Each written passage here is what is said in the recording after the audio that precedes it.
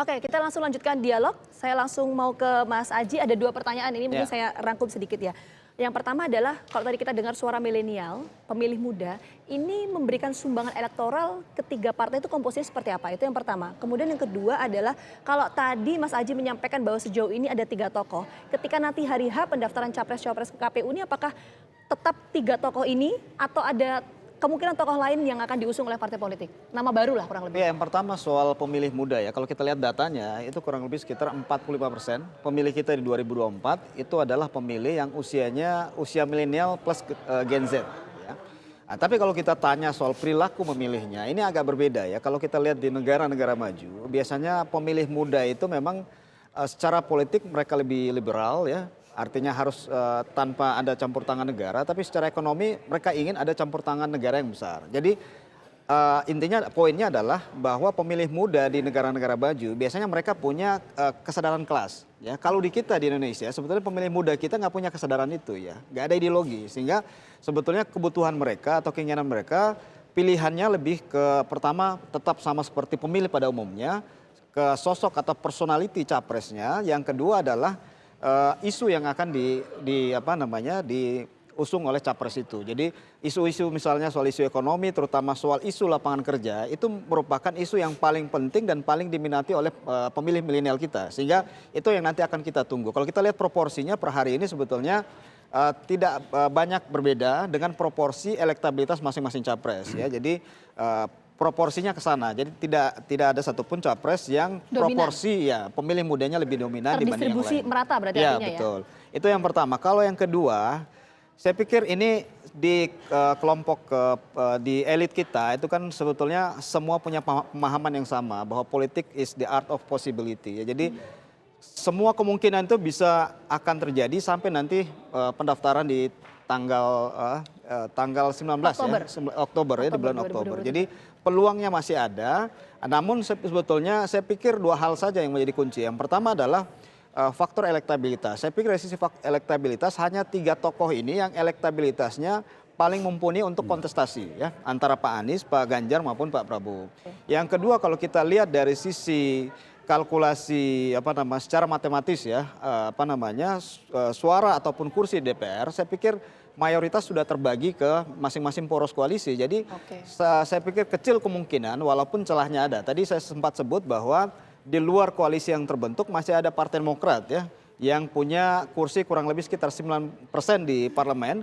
Kemudian di situ ada Pak SBY sebagai kingmaker, tanpa kita mengecilkan ada peran Ketua Umum Pak AHY di situ. Saya pikir kingmakernya adalah Pak SBY ya, karena dia punya mantan presiden 2 periode, kemudian punya resource, punya komunikasi, punya historis koalisi dengan partai-partai yang ada sekarang ya, sehingga itu celahnya masih ada. Oke, potensi itu masih ada untuk ada nama lain di luar 3 tokoh dari Baca Pres yang selama ini kita lihat di survei ya. Kita tangkap poinnya. Saya mau ke Mas Hanta. Mas Hanta juga melihat seperti itu nggak?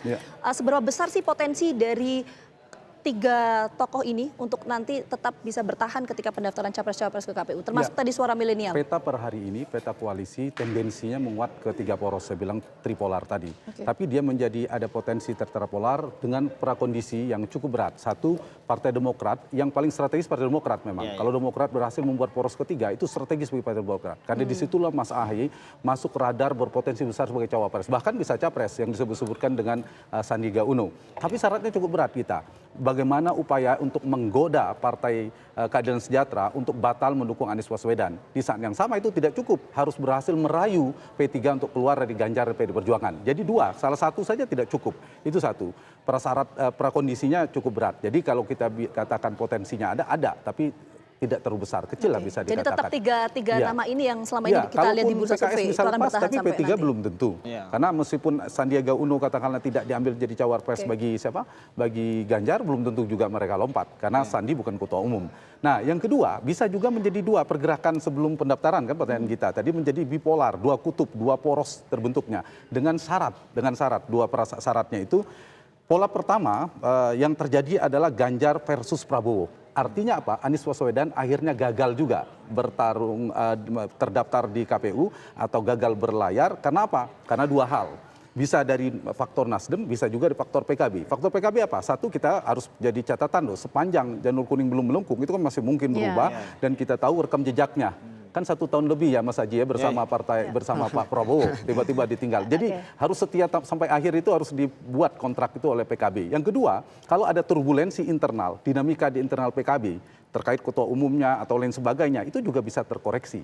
Atau yang kedua, ternyata tadi soal elektabilitas itu ada fluktuasi. Anies Baswedan misalnya trennya turun justru dalam perjalanan. Saya kira Partai Demokrat dan Pak Surya Paloh termasuk memiliki kalkulasi yang rasional. Kalau melihat Anies ternyata tidak bisa mendongkrak suara Nasdem, peluang menangnya juga kecil. Bisa jadi Nasdem justru mengoreksi pencalonan Anies. Potensi itu ada. Kalau itu yang terjadi Anies gagal, maka polar yang bertarung adalah dua itu, Ganjar dan Prabowo. Atau yang kedua, yang bertarung justru sebaliknya. Anies tak terbendung, elektabilitasnya melesat setelah bersama Caimin dan PKB mendukungnya, Anies semakin tinggi.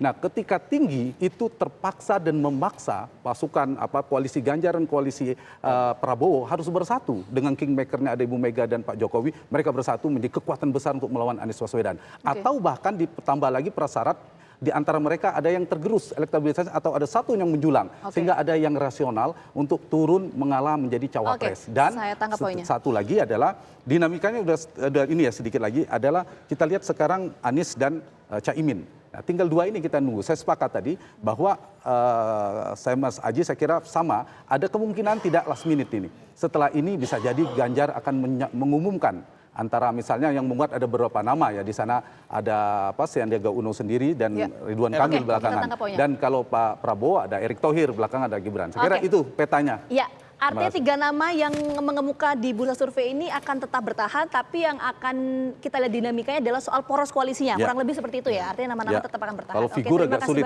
di luar 3 nama itu. Figur agak sulit.